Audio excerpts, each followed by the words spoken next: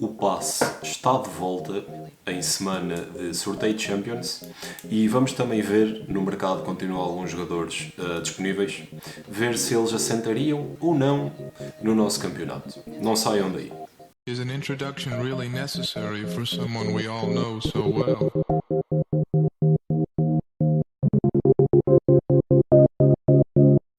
Semana de sorteio de Champions, acabámos de conhecer os 8 grupos que vão praticar o grande futebol, o futebol atrativo do nosso continente europeu. Conhecemos os grupos hoje.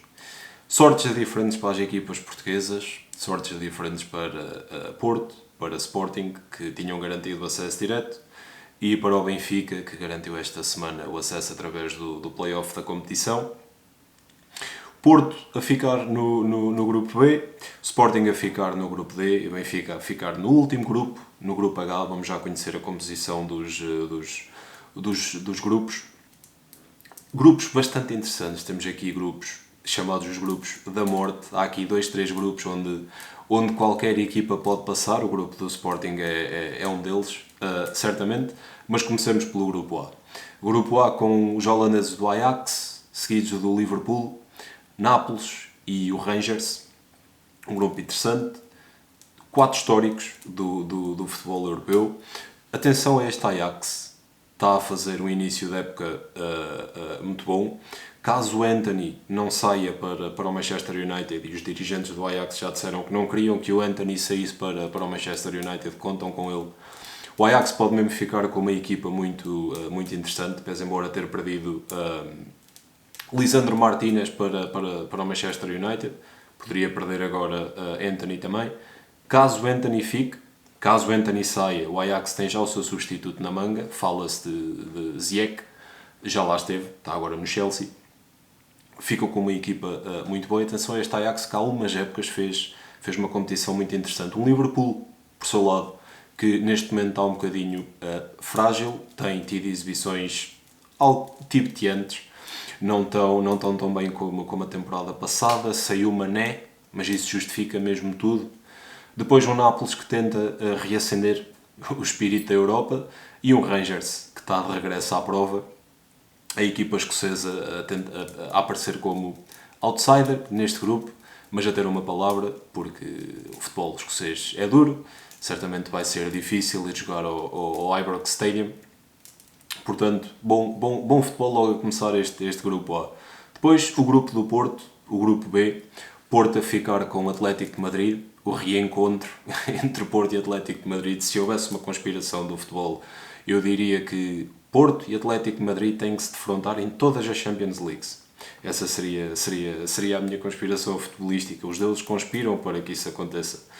Depois, Bayer Leverkusen, os alemães do Bayer Leverkusen, uma equipa também muito interessante, e os belgas do Clube Rouge.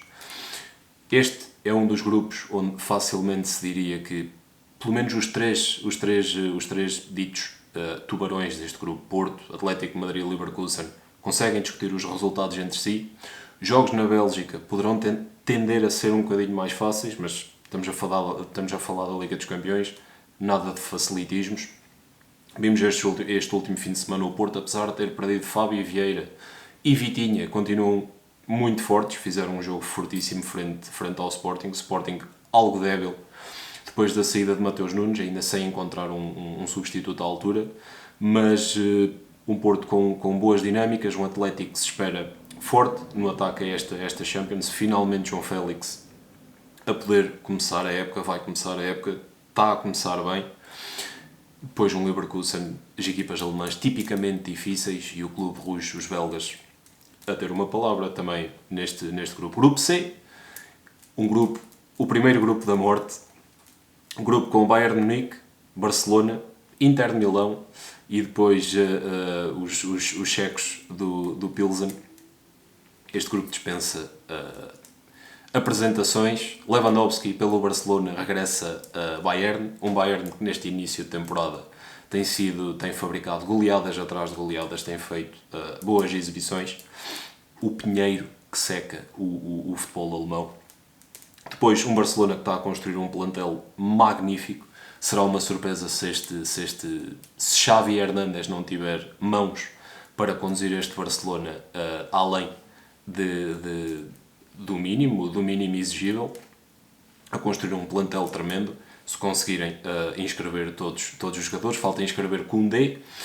Querem ainda, fala-se em Bernardo Silva, não sabemos se Bernardo Silva vai lá parar ou não, é uma incógnita. Agora, Bayern, Barcelona, Inter no mesmo grupo, 3 grandes equipas, só 2 é que passam, vão ser duelos interessantíssimos.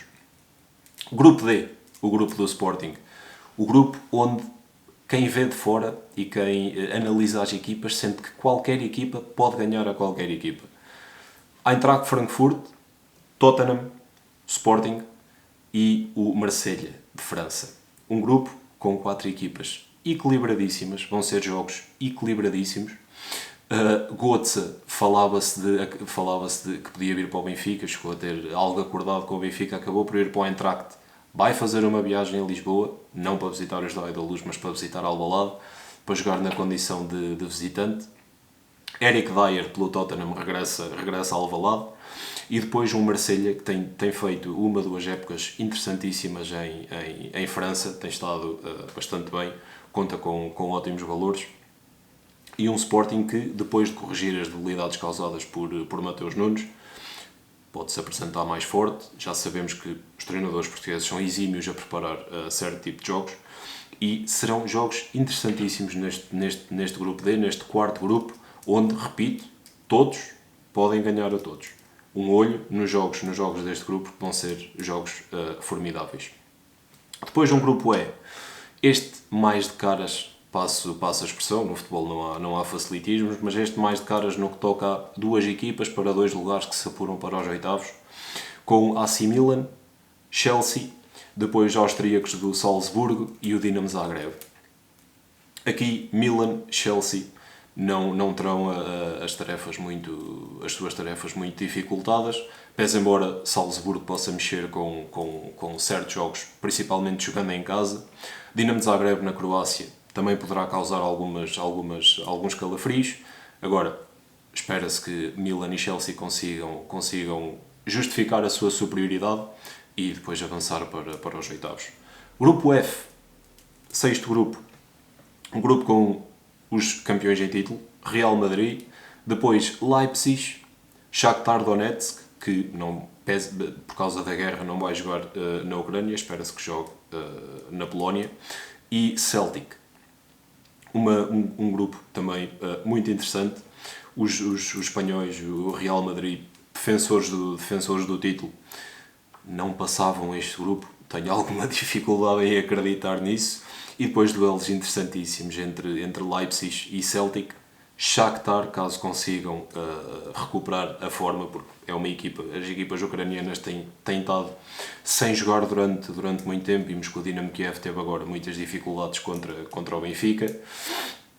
O campeonato ucraniano reiniciou esta semana sob a ameaça de bomba, os jogos vão parando, não sabemos bem como é que as coisas vão correr, não conseguimos adiantar se as equipas vão alcançar uma forma que lhes permita entrar bem nas competições europeias, principalmente as equipas que participam, e tirar o máximo partido de todos os jogos e da forma física. Vai ser algo complicado alcançar essa forma se os jogos estiverem sempre a parar de 10 em 10 minutos ou de 15 em 15 minutos com a ameaça de bomba. É a realidade vivida na Ucrânia neste momento.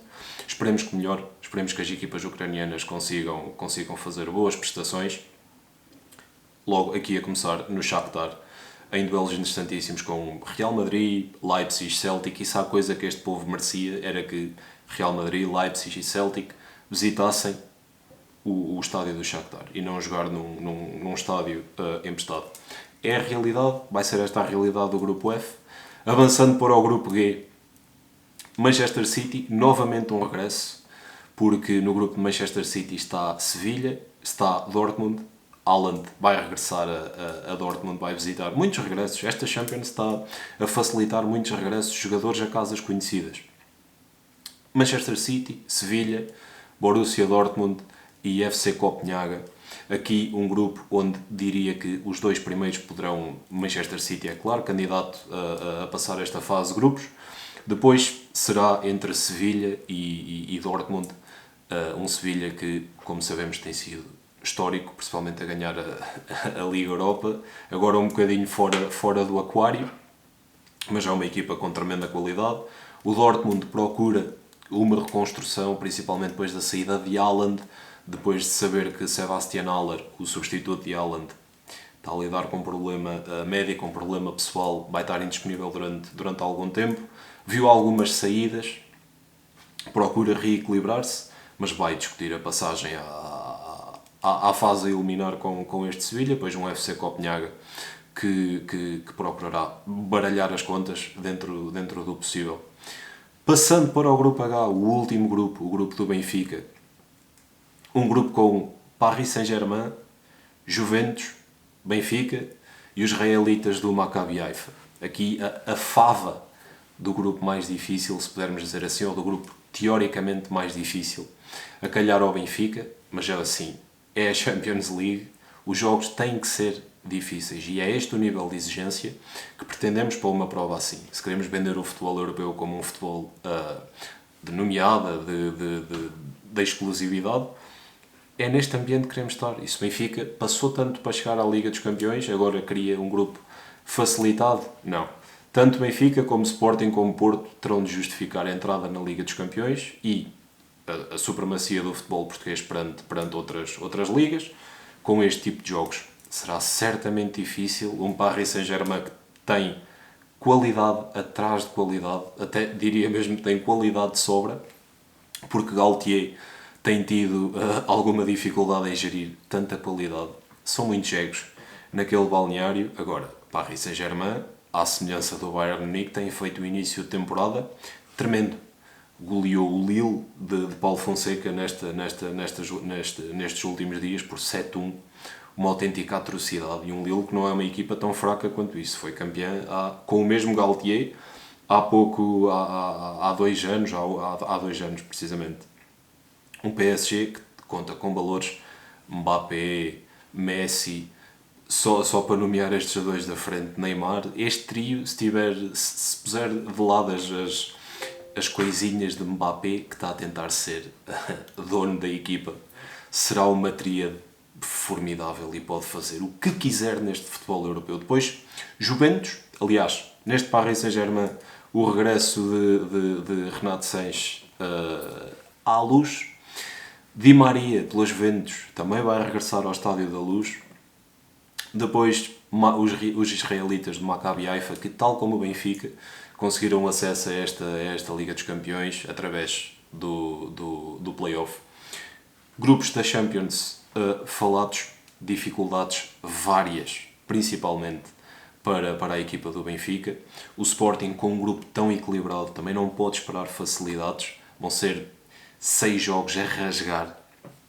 O Benfica, excetuando o Maccabi Haifa, que tem obrigatoriedade de ganhar ao Maccabi Haifa, porque a palavra é mesmo esta, obrigatoriedade, terá ali 4 jogos também a rasgar e depois o Porto, frente, também se poderá superiorizar aos belgas do Clube Rouge, mas frente a Leverkusen e Atlético de Madrid também terá 4 jogos a rasgar, mas esta é a exigência da Liga dos Campeões e se queremos as nossas equipas a ombrear com as melhores da Europa, é nestes ambientes que temos que estar e é para estes jogos que temos de viver e é estes jogos que gostamos de ver e de analisar. Portanto, até aqui nenhuma surpresa, espera-se uma grande Liga dos Campeões.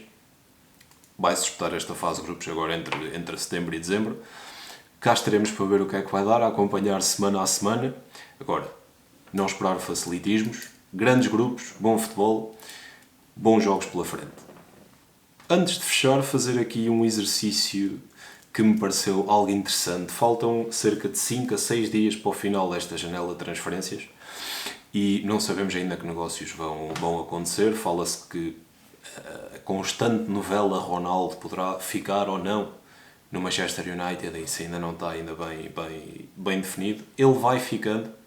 O Manchester United agora, principalmente neste jogo, neste derby desta semana passada, deu sinais de melhorias frente ao Liverpool, com a vitória alcançada. Não sabemos se será fogo de pouca dura. Ronaldo começou no banco.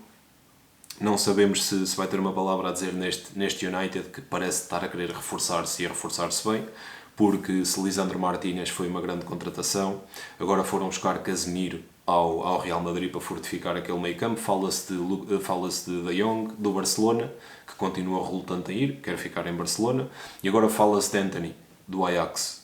Assentariam todos estes, aliás, Lisandro Martínez já assentou, que nem uma luva, Casemiro para fortificar aquele meio campo, para dar músculo ao meio campo, para transmitir as ideias de Ten Hag para dentro na pressão, vai assentar muito bem. E depois Antony, que já é conhecido de Ten Hag do Ajax, a ser um braço das ideias do treinador, certamente ia fazer a diferença. E De Jong também é conhecido do Ajax, portanto não admira Erik Ten Hag querer estes jogadores para o Manchester United. Agora, admira-se realmente conseguir. O negócio Casemiro é surpreendente, porque o médio que ganha tudo com o Real Madrid, que é um dos capitães no Real Madrid, abdicar de jogar no Real Madrid, de jogar a Champions, de continuar a fazer história, para ir para um clube que neste início de temporada está a ter tamanhas dificuldades, um clube que não vai jogar a Champions, e sabemos a importância para estes jogadores de elite, de jogar as melhores provas a nível internacional, a nível europeu. O desafio poderá passar por recolocar o Manchester United no sítio onde lhe é devido. Não podemos esquecer que o Manchester United é um grande símbolo do futebol europeu. Poderá passar por aí, poderá ser esse o aliciante. Agora, o exercício consiste em... Faltam 5, 6 dias, não sabemos ainda o que vai acontecer neste final de mercado de transferências. O exercício em particular não depende muito do mercado de transferências ou do limite do mercado de transferências, porque um jogador livre será livre de assinar mesmo depois de 1 de setembro, 2 de setembro, final de setembro, em alguns países, se considerarmos os mercados mais asiáticos. Mas importa ver aqui 2, 3, 4 jogadores e até que ponto não seriam úteis até a equipas portuguesas. Porque a 5, 6 dias do final desta janela de transferências, continuamos aqui a ter jogadores, inclusivamente um português, de boa qualidade, que continuam livres no mercado. E neste aspecto em específico, falo de Andrea Belotti, o avançado italiano, continua sem contrato, continua como jogador livre. Fala-se que poderá reforçar a Roma de Mourinho, e seria um acrescendo muito bom para a equipa de Mourinho, que acabou de perder o Wijnaldum, o que é uma pena. O Wijnaldum neste ato de épocas tem tido um bocadinho de pouca sorte, porque o Wijnaldum estava a ser um jogador importante no Liverpool, teve uma proposta do Barcelona, estava para ir para o Barcelona, teve tudo acertado com o Barcelona, no último dia, à última da hora, reacerta tudo com o Paris Saint-Germain, chega ao Paris Saint-Germain, não joga muito, agora arranja a forma de ir para a Roma, certamente ia ter um papel a desempenhar ao lado de Matic, que também já foi um reforço importante para José Mourinho, acaba por se lesionar, tem uma fratura na tíbia, não vai poder dar o seu contributo. A Roma continua a precisar de reforçar o plantel, apesar de ter ganho a Liga Conferência a temporada passada, e fazer de Mourinho o homem que até agora ganhou as 3 provas, estreia na Liga Conferência, como é óbvio, foi mesmo a primeira edição, mas ganhou as 3 competições, Liga dos Campeões, Liga Europa, Liga Conferência, isso já ninguém tira a Mourinho, ele foi o primeiro. Mas a Roma, que apesar desta conquista, poder fazer um campeonato tranquilo, aspira a mais. Queremos a Roma de regresso ao topo do futebol europeu, de regresso à Champions. Para fazer isso tem que ficar entre os 4 primeiros, como é óbvio, e há algum tempo que a Roma não é capaz de o fazer. Portanto, a ter que reforçar o plantel para poder solidificar as ideias de Mourinho. Andrea Belotti foge um bocadinho àquilo que são as possibilidades dos clubes portugueses, portanto, não acredito que viesse. Agora, poderia ser uma boa opção para Mourinho, definitivamente. Jogadores que poderiam não fugir às possibilidades dos clubes portugueses. Falo de Checa, um português um médio que jogava no Lille. Até que ponto Checa não poderia ser útil na manobra de Ruben Amorim depois da saída de Mateus Nunes? Um médio centro, tem experiência internacional, já jogou na Liga. Ele não era, a dada altura, não era um titular indiscutível, mas fez bastante jogos. é um médio de primeira linha do futebol europeu. Está sem contrato. Eu lembro-me que no início deste mercado de transferências falava-se mesmo que o Benfica poderia estar interessado, isto antes de ter garantido Enzo Fernandes. Acaba por não ficar mal servido, mas Checa continua sem contrato. E depois da saída de Mateus Nunes, com um jogador livre, sabendo que os jogadores livres nunca são jogadores livres, porque, ou melhor, nunca são transferências a custo zero, porque há sempre um prémio de assinatura e se calhar para compensar um prémio de assinatura mais baixo, o salário terá de ser mais alto. Seria o regresso de Checa a Portugal, um médio com 27 anos, está no topo das suas capacidades. Um médio com 25, 26, 27, 28, 29, mesmo com 30, vemos por aí médios com até aos 30 anos. Não vou ao caso de João Moutinho, porque é um caso atípico, um jogador naquela posição com tanta idade ainda jogar com tanta intensidade. Mas Checa com 27 anos, com experiência de futebol europeu, vir ajudar o Sporting não seria uma mais-valia para Ruben Amorim? Naquela posição deixada vaga por Mateus Nunes? Eu acho que era interessante e era interessantíssimo ver os nossos clubes portugueses atentos a esta realidade, a estes jogadores que ficam sem contrato, que são portugueses, que são nossos, que são bons. Por que não? Por que não tentar?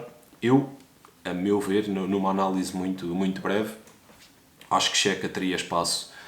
Trazia coisas que Morita não dá, por exemplo.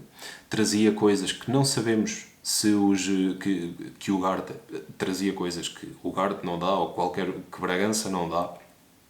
São médios todos com características completamente diferentes. Fala-se que o Sporting poderá ir buscar este Alexandre para o miolo do terreno.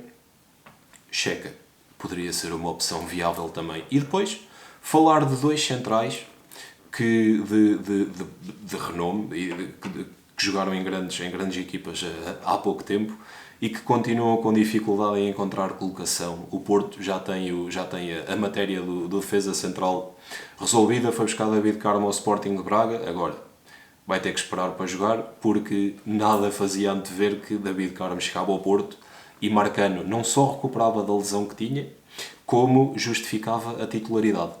Marcano, como é óbvio, com a idade, com o passar dos jogos foi perdendo alguns atributos, principalmente a velocidade, mas tem feito um início de época muito bom.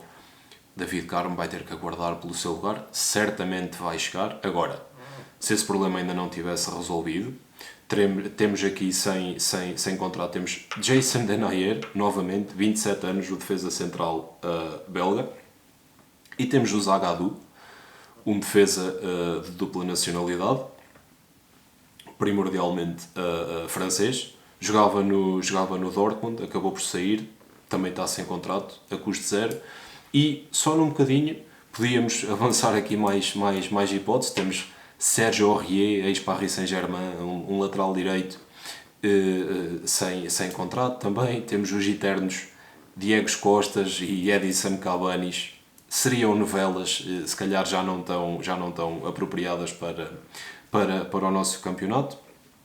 Mas depois temos Cristian Tello, também uma opção que poderia dar criatividade às alas, se calhar com os seus 31 anos, se calhar já não entrar de caras num Sporting, num Benfica, num Porto, mas já vimos que equipas como Guimarães e Braga têm conseguido buscar jogadores, e surpreendentemente buscar alguns jogadores que vêm a ser mais-valias para o jogo das equipas e que trazem outra dimensão às equipas. Pareceu-me um exercício interessante de fazer. Vamos ver onde é que estes jogadores vão parar. Já não têm muito tempo para encontrar colocação, mas vão certamente encontrá-la, porque todos os nomes aqui avançados são nomes com enorme qualidade, são jogadores de enorme qualidade. Mantenho que no panorama atual e principalmente para o futebol português, Checa era uma aposta, diria que segura. Vamos ver se acabará por vir. Cá estaremos para ver. Este foi o terceiro passe de letra. Cá estaremos para a semana. Um forte abraço e uma ótima semana.